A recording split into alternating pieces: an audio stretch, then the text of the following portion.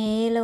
สบายดีทุกคนคันแม่แก้วบ่เฮ็ดคลิปอาหารก็คือสิบ่ฮู้ว่ามีหลายคนมักกินเมนูนี้เพราะว่าตามที่แม่แก้วสังเกตเนาะเวลาที่แม่แก้วเฮ็ดคลิปลงจะมีคนมักคอมเมนต์เข้ามาว่าแม่แก้วเฮ็ดเมนูอ้อมบอนให้เบิ่งแด่นี่หลายสุดเลยและมื้อนี้แม่แก้วก็จะมาจัดให้ตามคำขอที่หลายๆคนขอแม่แก้วเข้ามาดีมื้อนี้ได้ออกมาสวนแหนมเห็นบอนหวานที่ปลูกไว้ง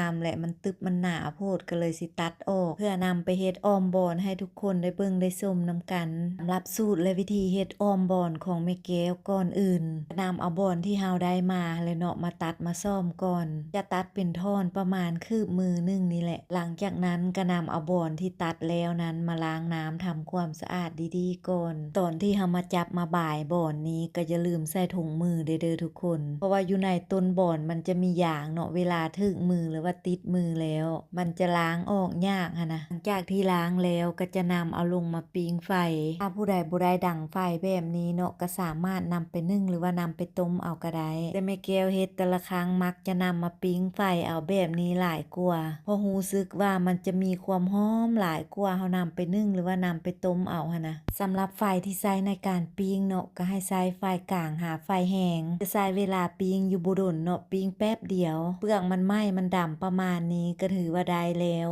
ปิ้งทั้งกานแล้วก็ใบของมันนำส่วนใบนี่ก็จะปิ้งบ่ดนเนาะปิ้งพอใบมันมาดมันยุบแล้วก็ย่าปิ้งให้ได้ประมาณซ้ำนี่ก็ถือว่าได้แล้วส่วนกานของมันที่เฮาปิ้งแล้วเนาะก็ใส่น้ำลงไป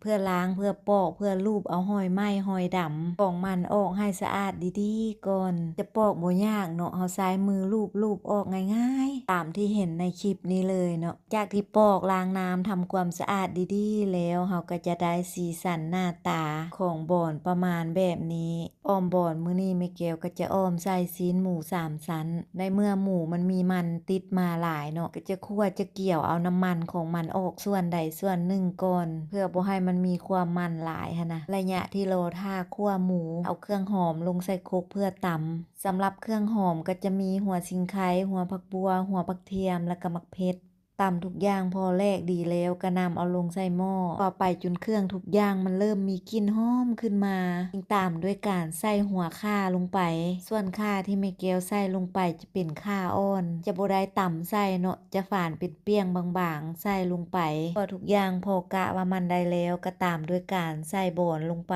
หลังจากนั้นก็ทำการคั่วไปโตอีกจักหน่อยจึงตามด้วยการใส่เครื่องปรุงรสด้วยปลาแดกเกลือและก็เป้งนัวลงไปเติมน้ำใส่ลงไปนำเด้และแม่แก้วก็จะใส่มะกอกลงไปนำส่วนผู้ใดบ่มีมะกอกเนาะอาจจะใส่เป็นส้มอันอื่นเช่นขามเปียกใบมะขามอ่อนหรือใบส้มพอดีใบส้มป้อยก็ได้คือกันใส่ส้มอีหยังลงไปก็ได้เนาะเพื่อให้มันไปตัดความคันของบอนและก็ตามด้วยการใส่ข้าวเบื่อลงไป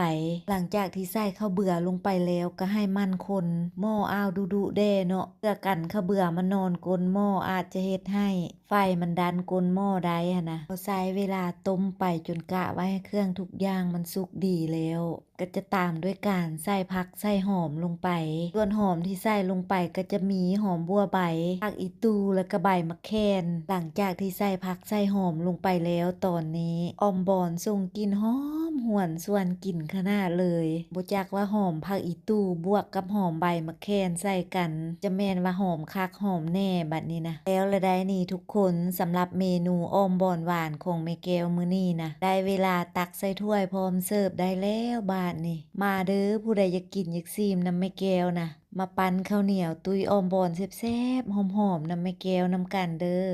แต่สิมีไผสนใจมากินเมนูบ้านๆแบบนี้นำแม่แก้วอยู่บ่เนาะถ้ามีไผสนใจมาเด้อครัวแม่แก้วยินดีต้อนรับเสมอสำหรับคลิปวิดีโอนี้ขอจบเพียงเท่านี้แล้วพบกันในคลิปใหม่ก่อนไปขออวยพรให้ทุกคนจงใช้ชีวิตในแต่ละวันอย่างมีความสุขไปก่อนเด้อทุกคนบ๊ายบาย